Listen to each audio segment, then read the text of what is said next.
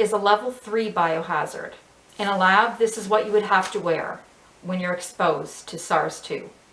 And yet, everyone is going around unmasked in hospitals, in schools, on airplanes, spreading a level 3 biohazard. It's insane.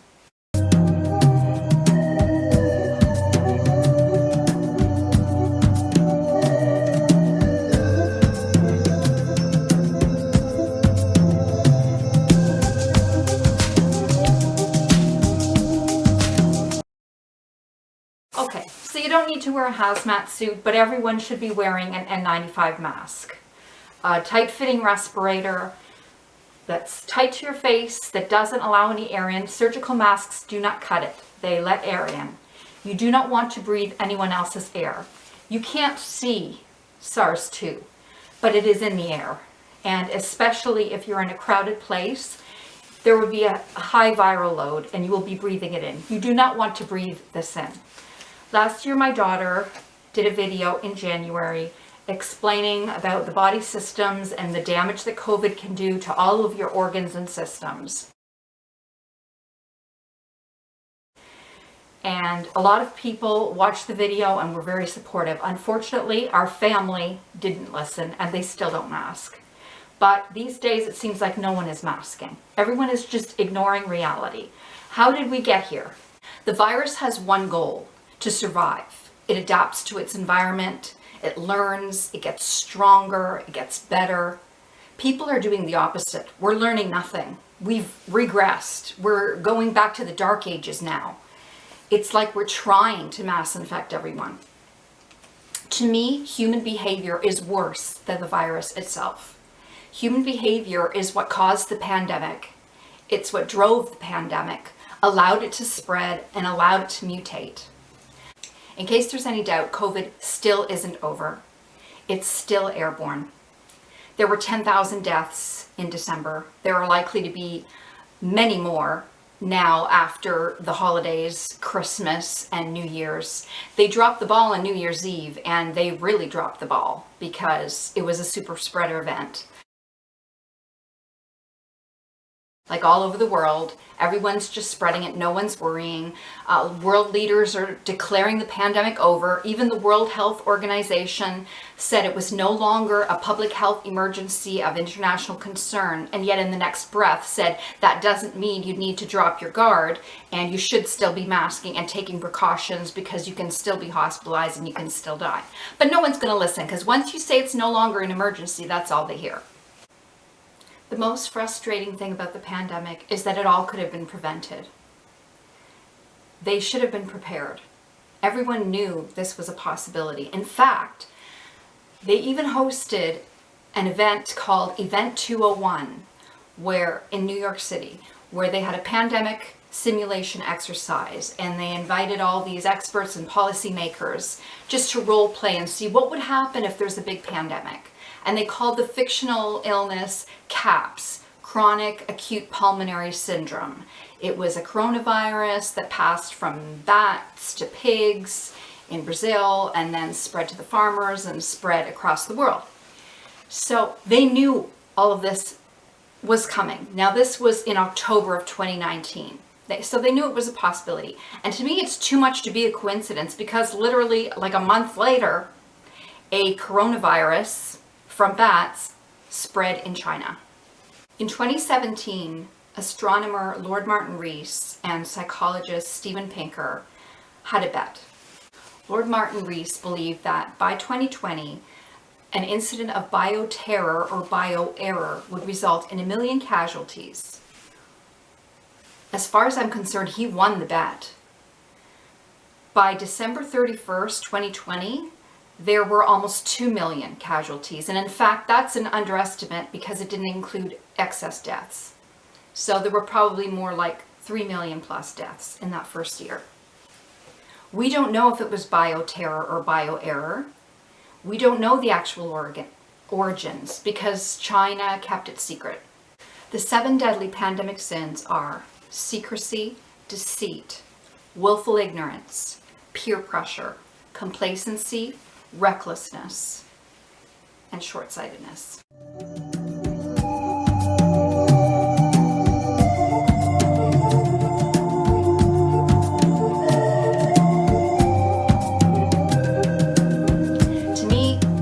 quite a coincidence that they have this event 201 in New York City, and Dr. Gao from the Chinese CDC attended, and they knew this was a possibility, that a pandemic could break out.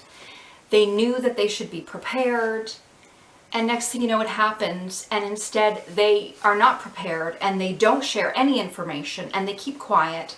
Now, of course, China has an authoritarian government. They don't have free speech. They censor the media.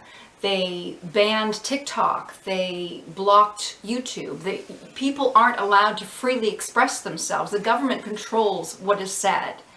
And the government wants to give the illusion of stability and that everything's under control, and they don't want anyone to panic. So when the coronavirus emerged, they didn't want anyone to know what was going on. Now, what's really sickening is they'd already been through this. In 2002, there was a SARS outbreak, severe acute respiratory syndrome. And at that time, China was not open about it, and it got out, and there were cases in other countries. Canada was one of the only other countries really hard hit. They had, I think, 40 some odd deaths, and luckily at that time it was a very severe illness, but it wasn't as contagious, and eventually it was contained and it ended within the year. Now, this new coronavirus, also from bats, it features somewhat less severe illness in most people, but it is much more contagious. So once again, this happens in China, and authorities just keep it quiet. They don't let anyone know what's going on, and it spreads across the world.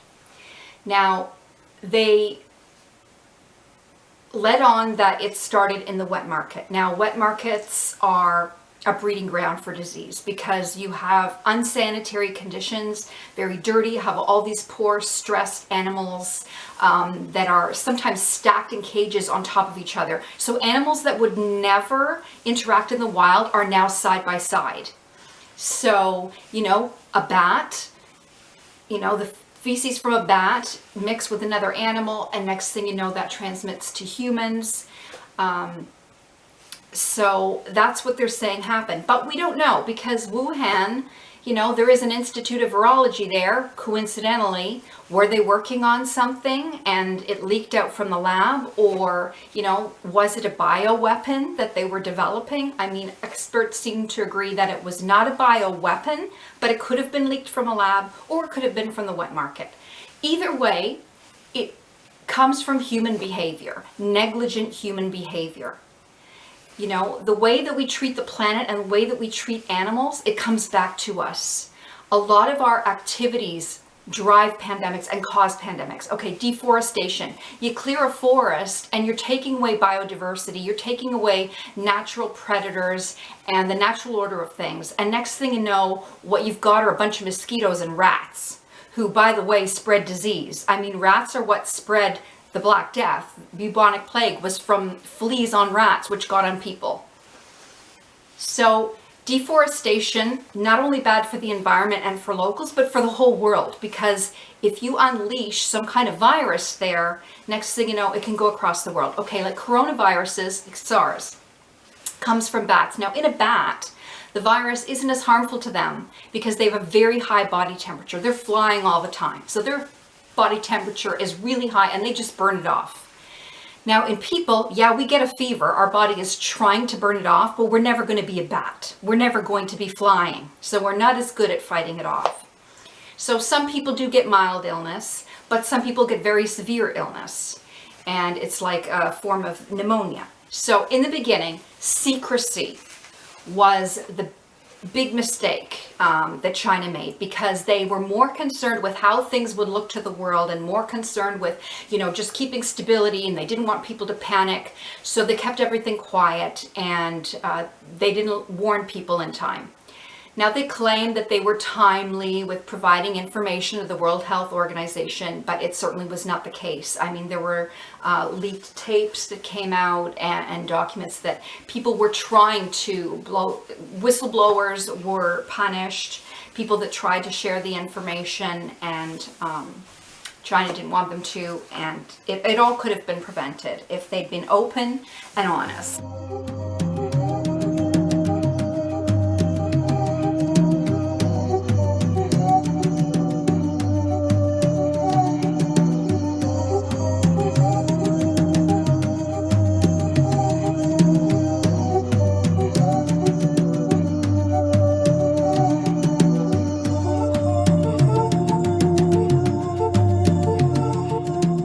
China's secrecy was deadly, but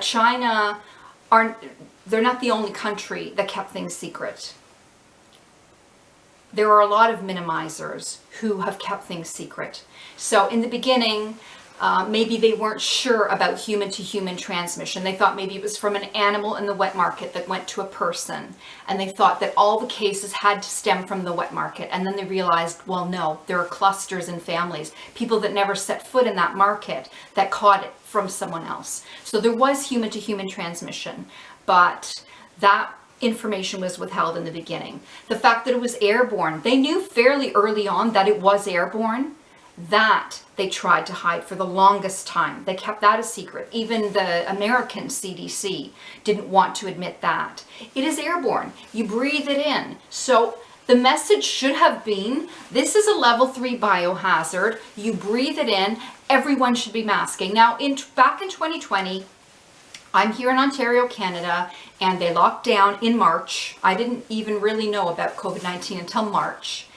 And because they were going to be closing the schools, we were locking down. Everything was closed except for essentials. We went for groceries every 2 weeks. We wore our masks, social distancing, and masks were mandated. Everybody wore them, and that's just how it was.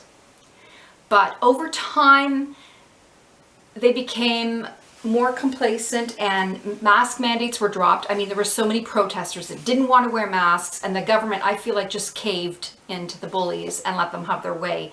Mandates were dropped and people weren't masking anymore. So while the rest of society became less cautious, I became more cautious. Like now, I don't leave the house. We order groceries in, and I don't go anywhere. I don't see my family because to me they're reckless, and I stay safe. I'm a novid. I've had no COVID. I've spread no COVID. I keep Michelle and I safe. And some people would say, well, that's extreme, and not everyone is willing or able to stay home all the time. But I mean, it's not as though you just have two choices. It's not like it's either lockdown or let it rip. There is so much in between that you can assess your own risk and decide what you are comfortable with. What is it worth to you to go out and do things, but still try to do them safely? For instance, I know that there are some COVID cautious people that I hear of on Twitter that they still go out and do things, but they mask. Or they only do things outdoors. They limit how many people they see. They don't go to any crowded events. Some people even travel, but they mask. They have a ventilator that they plug in when they get to the room. They have an air cleaner. They only eat at outdoor patios. They make safer choices. They still want to live their lives, but live them safely, because living with COVID doesn't mean you just ignore it and pretend it doesn't exist and catch it and get long COVID. No, it means that you adapt to your surroundings. So secrecy is deadly because people cannot protect themselves from a threat that they don't even know about. So in the beginning, that was botched. It should have been open and honest sharing of information, happened too late, and then it spread around the world. It was completely preventable. That's too bad, but that's what happened.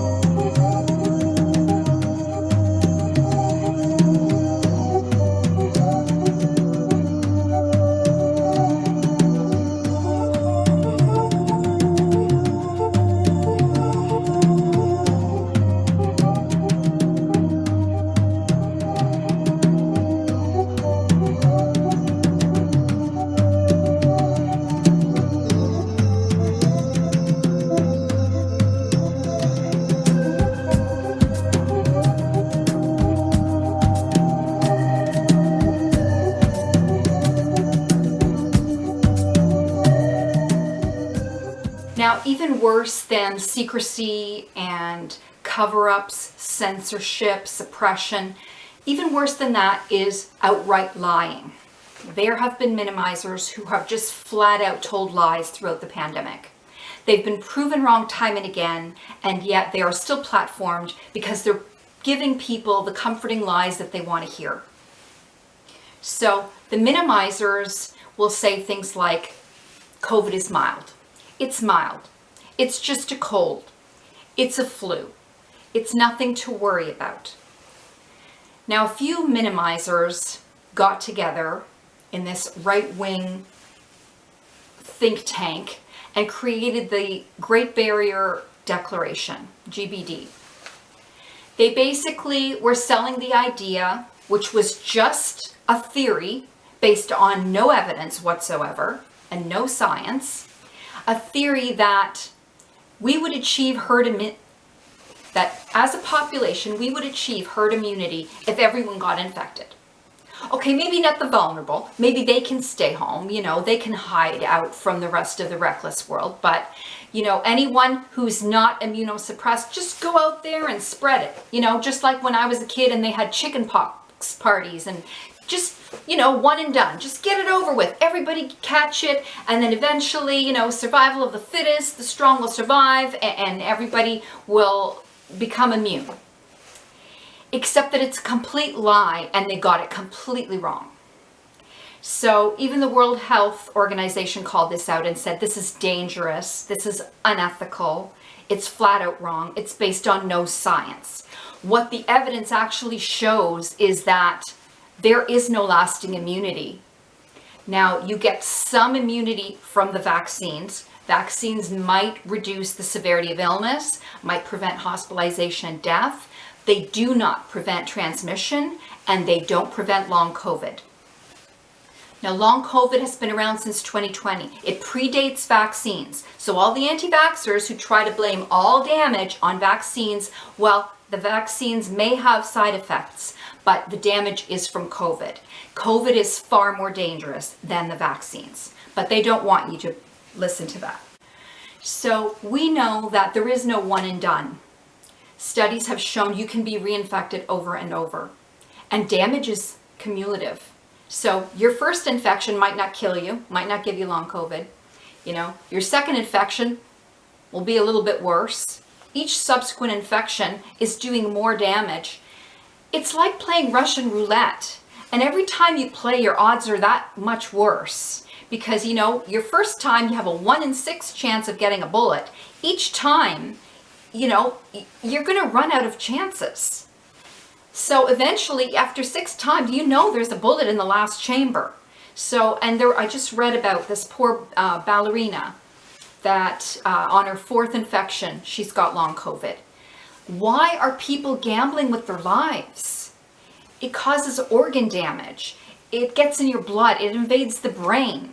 There is no advantage to infection. There is no mild infection. And in the beginning, the liars, the minimizers, trying to say, oh, kids don't get COVID, or they don't get that sick. So they weren't worrying about kids. Well, now they know, yes, kids do get COVID, and they do get long COVID. You should be protecting children. It's insane now that nobody's masking. They're not masking in schools. They're not worrying about the effect that it has.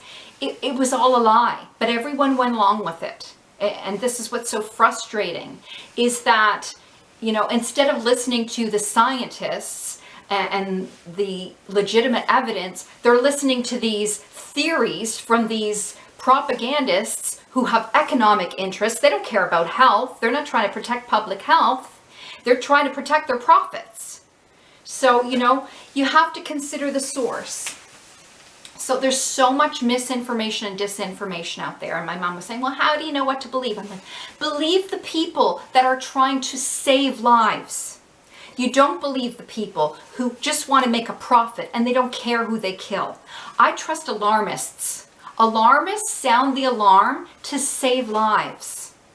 And some people call them fearmongers and they don't want to hear it. But that's who I trust. I stay aware, I stay informed, I follow people that can be trusted, epidemiologists on Twitter that have been right from the beginning. I trust people who are always proven right.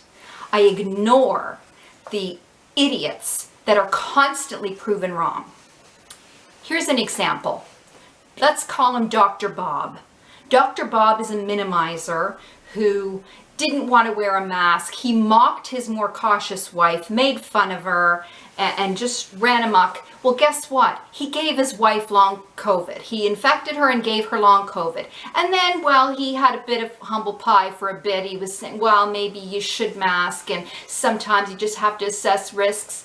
But before no time, he was back to being just reckless idiot again, and he even caught COVID again and passed out, broke his nose, and he was laughing about it and sharing photos of it, because knowing that he's a doctor, of course, he got health care easily. He got looked at right away, not like just somebody off the street that'll have to wait in the emergency room for hours on end. He's still a minimizer. He's still in denial. He doesn't even feel any guilt for giving his wife long COVID. These are the people that are out there. And he's a doctor. I mean, doctors take an oath to do no harm. I don't think anyone should be doing harm, but especially doctors. It's unethical, and you think, how can they do this? But unfortunately, it seems like billionaires are the puppet masters pulling the strings, because billionaires control government. Let's be honest, the government has to go along with what corporations want so that they will have their backing and they'll get elected. So the corporations and the billionaires control government. Government create policy based on economic interests, not health. Those policies inform hospitals. Hospitals have to follow policy. Oh, and here's a perfect example. Okay, so a whistleblower, Dr. Brooks Fallis, who's a critical care doctor in Toronto. So he, in 2020, he was telling the truth about how bad COVID was, and he was calling the government out for their poor pandemic response. Well, guess what? The government wasn't too happy about that. So the hospital got a little call, you know, you might want to keep your guy quiet. So he was fired. So this is a problem, that they'll silence you if you're telling the truth.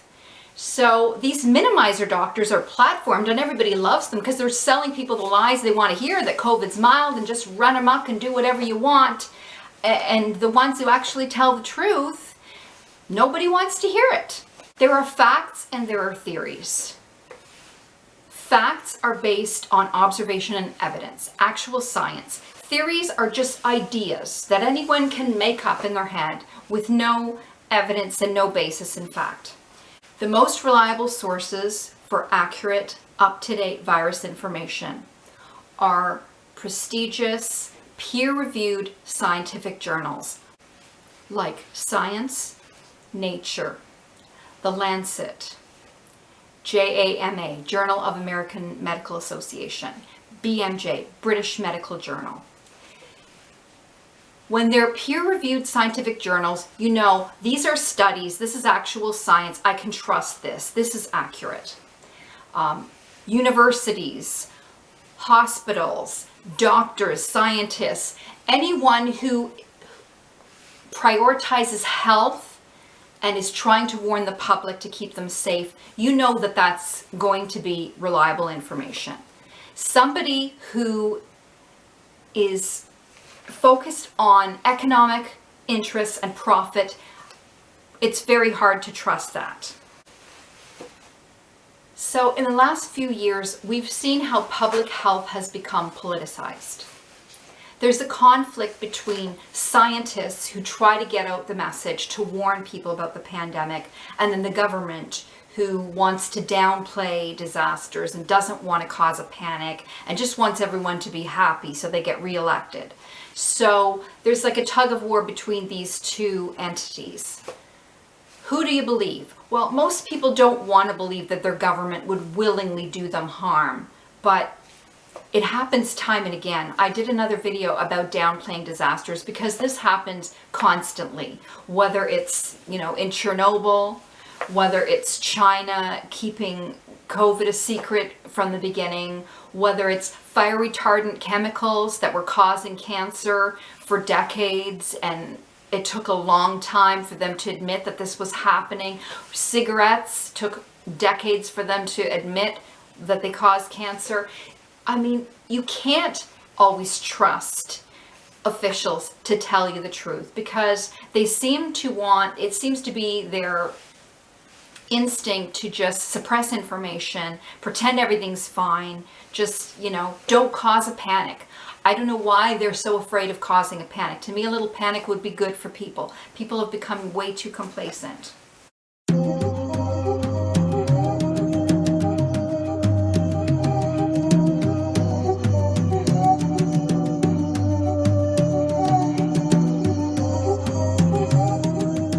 So it's dangerous when officials either use secrecy or deceit to mislead people and to fool them and to let them think everything's fine. The public also plays a role. Now, granted, some of it may not be their fault because they're being lied to by their government, minimizers, whoever. But also some of it is that they just don't want to know the truth. They want those comforting lies. They want to be reassured and lulled into a false sense of security. Everything's just fine. It's mild. Don't worry. Willful ignorance.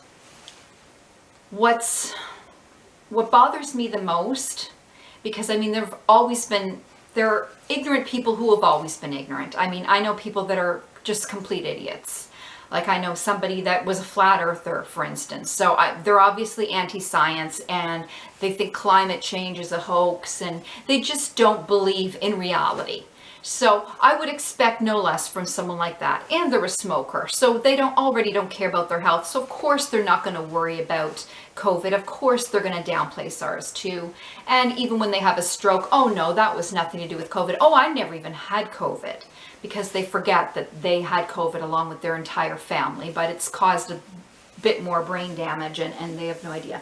But anyways, so some people have always been ignorant, but what's really frightening to me is that I know of people who were cautious in the beginning and they were following science.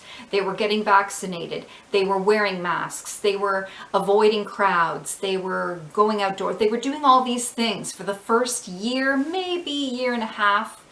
But once the mandates were dropped, it's like they just threw caution to the wind. It's like, oh well, and you try to warn them and you send them these articles and studies and like, look at this. How can you ignore this? They don't want to know. It's like, la la la, nope, don't want to know. They don't want to know the truth. You think as human beings that we have a thirst for knowledge, that we want to learn and know things, but this isn't always the case. There are some things that people just don't want to know. And either because they think it's going to be too painful, it's going to cause too much anxiety, it's maybe easier for them if they don't know. A lot of people want to just do what they want to do, and they don't want to know the consequences of their actions. Maybe in some way they think this will help them escape culpability. They're not going to be liable because, well, I didn't know any better. Well, you chose not to know, but if they don't know any better, they're not guilty, right? Because to be guilty, by definition, you have to willingly, knowingly, recklessly, negligently engage in an act that will cause someone harm. So if you're just going about your life, and acting like nothing's wrong, and oh, I don't want to know, then you can act like you're not guilty. And some people, they really do think that they're nice people. And you see them, and you see smiling photos of them at conferences, and you see smiling photos of them with sick kids in the hospital, unmasked. And they really do want to believe that they're decent people. So they can't possibly face the reality that COVID causes organ damage, that it's disabling people. They can't face that. Because then they would have to admit that they're a sociopath that is willingly spreading a level 3 biohazard and causing harm to all these people, especially doctors, okay? If nothing else, masks should always be worn in healthcare settings. Because how do you, on one hand, as a doctor, try to save lives and then turn around unmasked and be spreading COVID and causing harm to people? Because COVID is the third leading cause of death after heart disease and cancer. I think it's actually number 1 if they're honest, because it causes and worsens heart disease and cancer. And I mean, I've seen cardiologists online saying they have never seen this many people with heart issues. That's because of COVID. You can't deny the damage that it's doing. You see it everywhere. More brain damage, more neurological issues, more heart attacks and strokes, more Parkinson's, everything, even in young people. And when someone is elderly and they have these things happen, then someone, oh, well, they were old anyway.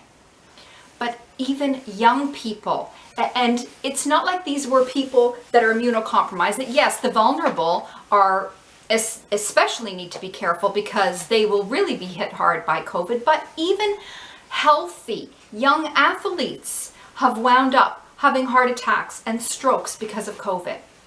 So how do people stand there and smile? Smiles are back. You know, how can they do it? Well, they choose willful ignorance. They just choose not to know the truth, because then they can lie to themselves and pretend that they're good people, when deep down they know that what they're doing is wrong and it's horrible. They don't want to know. So willful ignorance allows people to deceive themselves and to pretend that they're good people when they're not. It helps them to feel less guilty. It helps people to avoid the anxiety of facing those unpleasant truths. They'd rather just not know. They don't want to know. Put their blinders on. They don't want to know. So deliberately not knowing, avoiding all the evidence that's there, you know, it's a way to protect yourself against feeling afraid. And what's really ironic is some of the minimizers and the anti-maskers online, they'll say, oh, you're living in fear. You're living in fear. It's like, no. I'm living in awareness and I'm responding to it. I'm adapting to my environment. You're living in fear. You're living in fear of reality.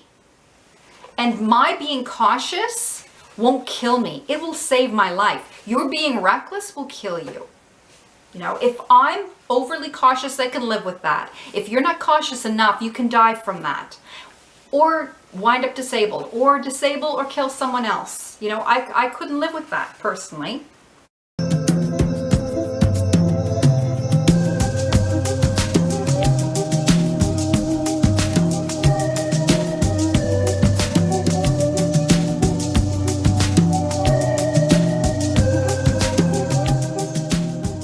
Peer pressure.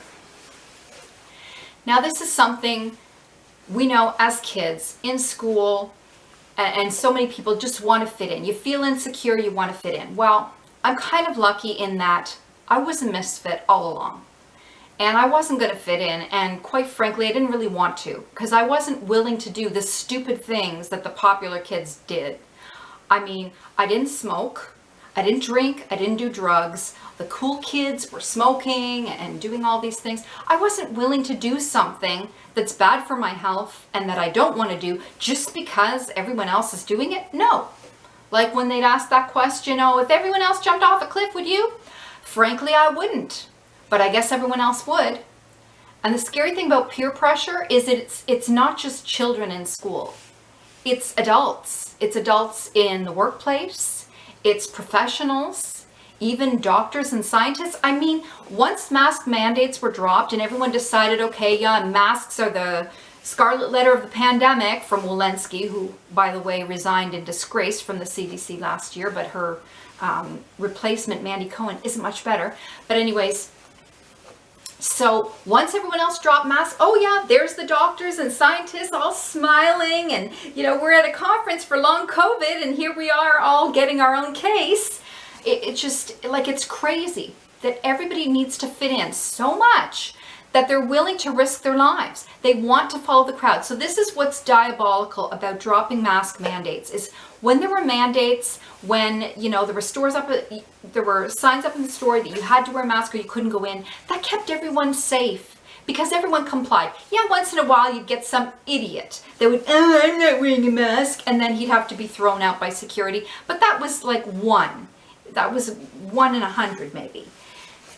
Now that mask mandates are dropped everywhere, the majority of people don't mask. So you have the peer pressure of everyone just wanting to fit in. So even people who are immunocompromised and should be protecting themselves, they don't want to stand out. They don't want to be harassed, because now, like, you call us sheep for wearing masks. You're the sheep that are all off to the slaughter.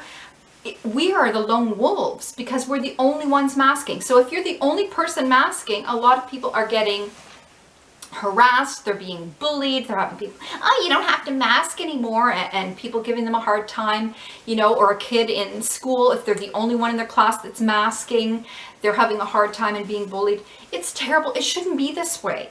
Everyone should be masked to protect everyone because no one is safe. Like when they say protect the vulnerable, everybody is vulnerable. You don't know how COVID's going to affect you. Even if you've been infected and you thought you had a mild case, you don't know what damage could be done. There are viruses that will live in your system latent for decades. Like look at mono can turn into MS years later. I didn't know that until recently. Chicken pox as a child becomes shingles as an adult and can be very painful and can even have complications like Ramsay-Hunt syndrome, which Justin Bieber had, which incidentally, Justin Bieber, I am sure that what he went through was because of a COVID infection, but he would never say it. And Hailey Bieber, his wife, she had issues too and had to be hospitalized. But so many entertainers will have COVID, but they won't make any mention of it. They won't breathe the word COVID because what I found out recently was for cancellation insurance, okay, if there's a concert and a performer cancels, if it's for health reasons, you know, they're insured and they're not on the hook for that money for canceling. But if they mention COVID, apparently that's not covered by insurance. So a lot of them, they just won't say. They'll cancel the concert and they'll just give vague health reasons and they won't say why. And there have been several entertainers that have done this. One really sad story. Okay. Speaking of secrecy and silence, there's a documentary called Celine's Silence. Celine Dion, one of the greatest singers who ever lived, she developed stiff person syndrome, which is a very rare, we're talking 1 in a million neurological disorder that affects the muscles. She may not sing again. It's tragic. This happened since the pandemic. I am sure it had something to do with COVID because COVID causes damage like this. And I actually looked up, okay, if you Google COVID stiff person syndrome, there are a couple of studies that it has happened at least a couple of times. So I am sure this is what happened to Celine. But the entire documentary, they danced around it, didn't have any mention of it being COVID. But come on, I mean, she just happens to develop this during the pandemic when she'd gone back to doing shows and concerts, because of course in 2020 there were no concerts, everything was canceled, there were no large events. In 2021, 2022, they started opening things up and doing things again, and then basically performers are risking their lives. It's completely insane. Nobody wants to admit it, no one will talk about it, but there are some entertainers that have admitted they have long COVID.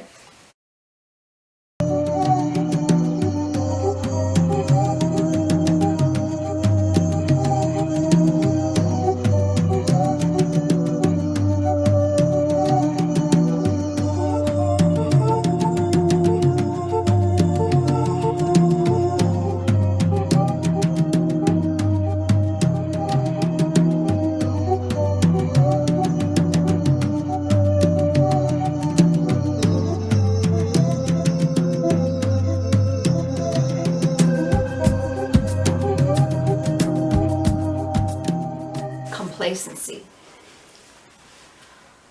I feel like everyone has become so complacent, it feels like we're living in the "this is fine" meme. That no matter how bad it gets, it's like nobody cares. It's like people are too comfortable. They're too willing to believe everything's just fine because that's what they want to believe.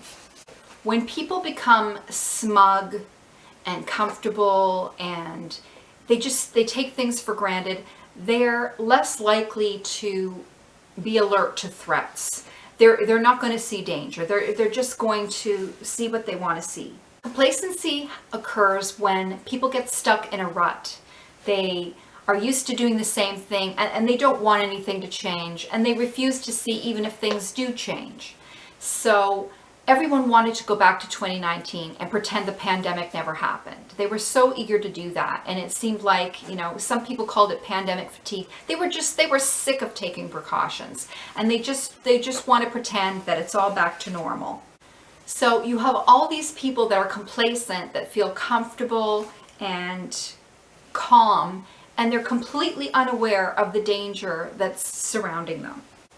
People get lulled into a false sense of security. And I don't know what it would take to wake them up. Like, what would shake them out of their complacency? I don't know, because they just seem like they're going to say this is fine no matter how bad it gets, with the climate or with the pandemic. People seem to think that nothing bad will happen to them. You know, even if they see something on the news, if they even watch the news, oh, that's somewhere else in the world. Oh, that's not going to happen here. And then even if it happens in their country, oh no, that's not going to happen in my neighborhood. And then even if it happens, well, that's not going to happen in my family. And then even if something happens in their own family, they're still in denial. Oh no, that's nothing to do with COVID. Oh no, COVID's mild. They just don't get it.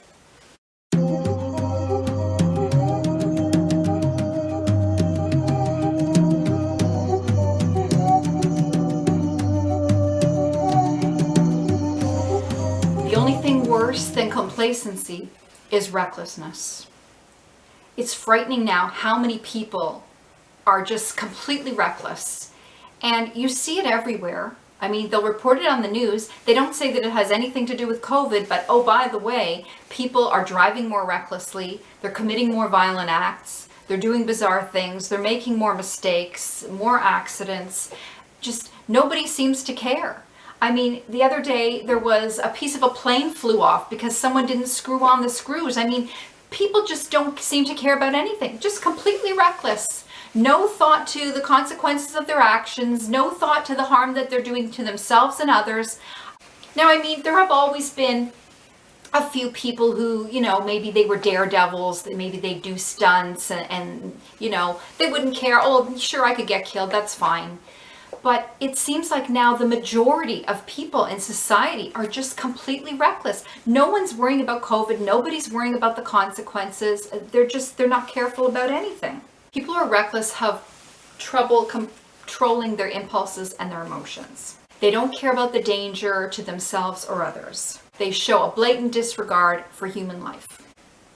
They seem to lack survival instincts. I mean, survival instincts are there to keep us alive. Your fight or flight mechanism, your fear, like you are supposed to have a natural fear of potential threats because that's what keeps you alert and vigilant. And so you're prepared and you can react. If you have no fear, you literally don't care what happens, then you're not going to take any precautions for anything. You're not going to see danger when it's coming because you just don't even care. Like you're probably the danger yourself. You're a danger to others. They found that in cases of traumatic brain injury, the frontal lobe being damaged seems to affect people and make them more reckless. So when they have some brain damage in their frontal lobe, they behave more recklessly. And the frontal lobe is where your reasoning is, your decision making, where you're able to, you know, see what are the consequences of your actions going to be. So if that's damaged, you don't have that, you're not worrying about any consequences of anything. Some reckless people seem to have a need to test fate. You know, they want to walk on a tightrope. They want to do dangerous things, you know, to feel more alive because they basically feel nothing.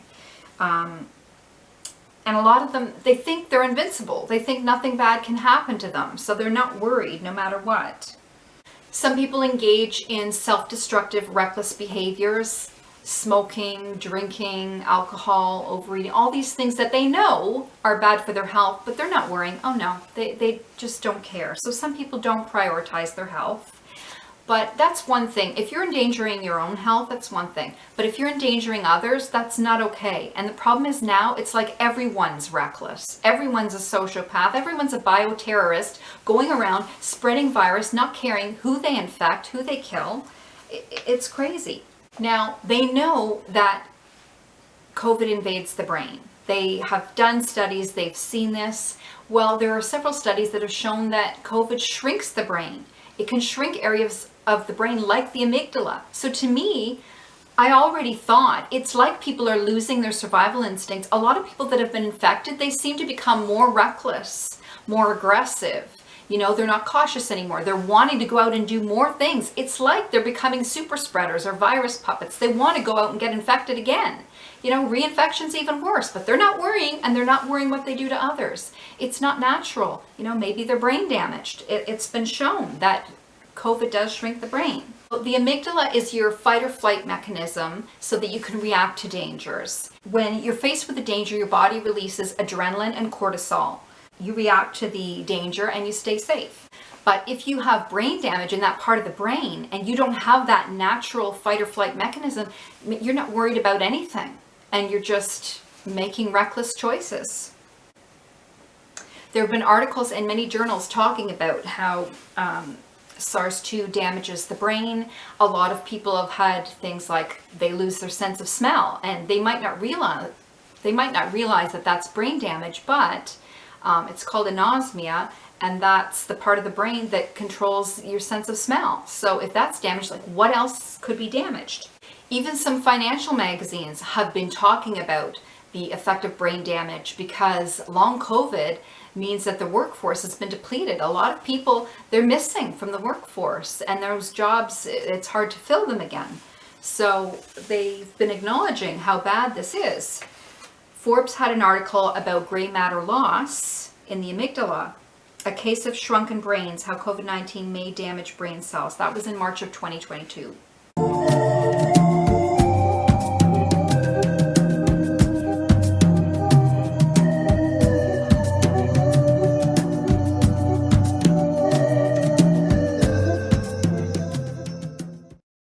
So aside from being willfully ignorant, complacent, and reckless, it seems that most people now are just short-sighted.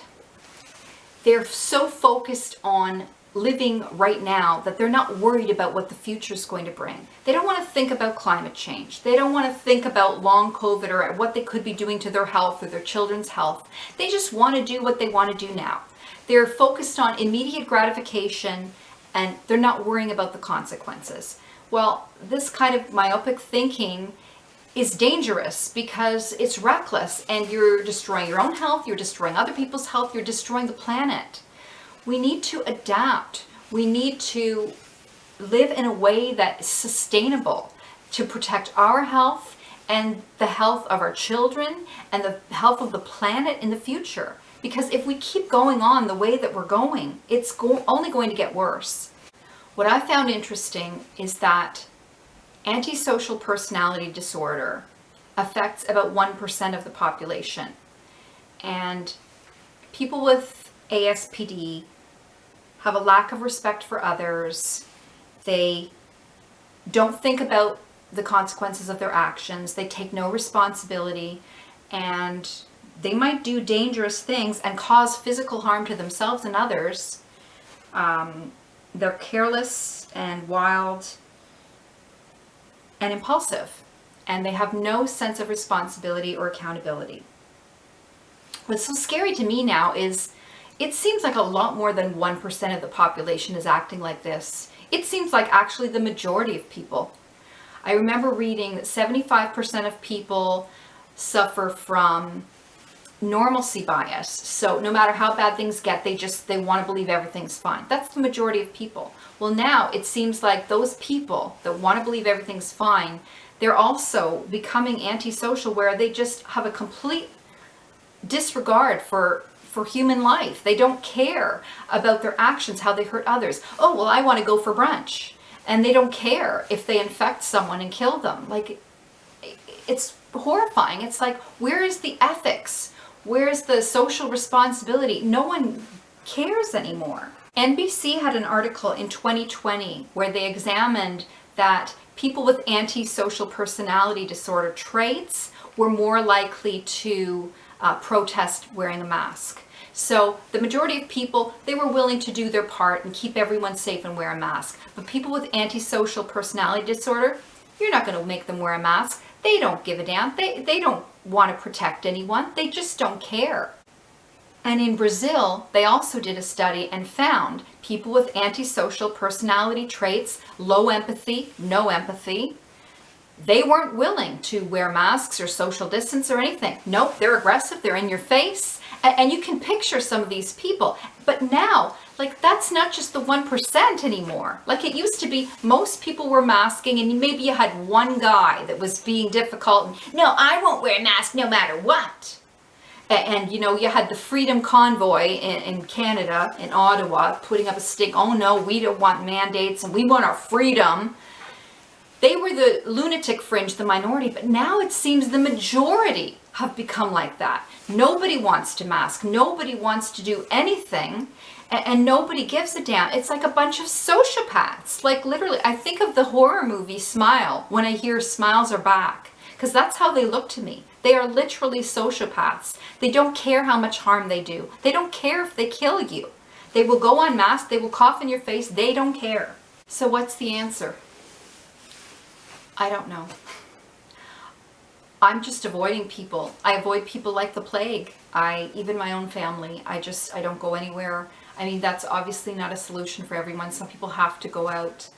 I would just say stay as safe as you possibly can. Stay informed. I mean, the information is out there. You just have to look for it. It's not even that hard to find. Just look for reliable, accurate information.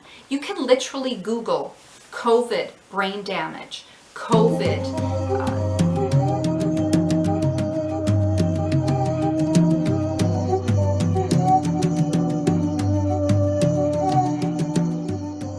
The articles and the studies, and you will see that everything the alarmists have been saying is true.